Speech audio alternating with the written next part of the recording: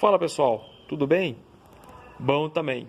É o seguinte, vou subir um vídeo rápido aqui para dar um toque para vocês sobre aquele probleminha que a Twister tem, no caso a 300 também tem, que é o problema da relação, que é aquele barulhão que fica, aquele chocalho horrível que fica da relação.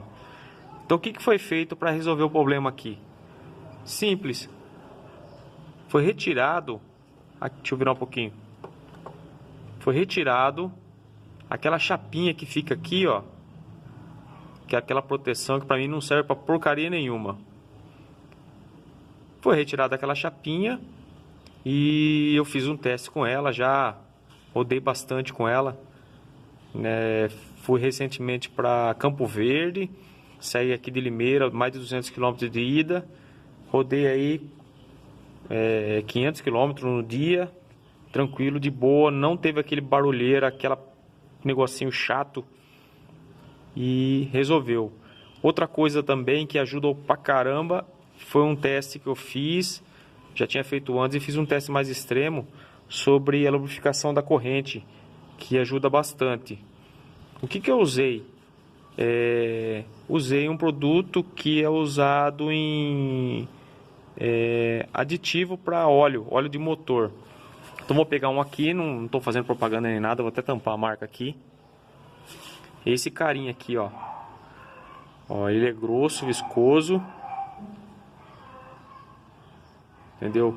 Aí o que você faz? Você pega uma escovinha lá, um pouquinho no potinho, passa na corrente, beleza. Lembrando que, lógico, né, você tem que estar com a corrente aí limpa, depois de lavada, tudo, você aplica o produto. Ela tá com 400 e pouco, quase 500 km já rodada, depois que fiz o teste e tudo. Você pode ver que o aro dela não ficou tudo respingado, que nem o outro óleo. Tem um negocinho ou outro aqui, eu não limpei já de propósito. A balança dela tá limpa, ó, não espirrou óleo em tudo. Aquela melequeira que fazia com outros tipos de lubrificante que eu usei. E eu usei esse método, ó, foi comprovado, muito bom, lubrifica legal e não fica aquela melequeira. Para vocês verem que ela tá, ó, meu dedo tá limpo, ó, ela tá lubrificada ainda, tá vendo? Ela não foi lubrificada de novo, já de propósito, isso mesmo.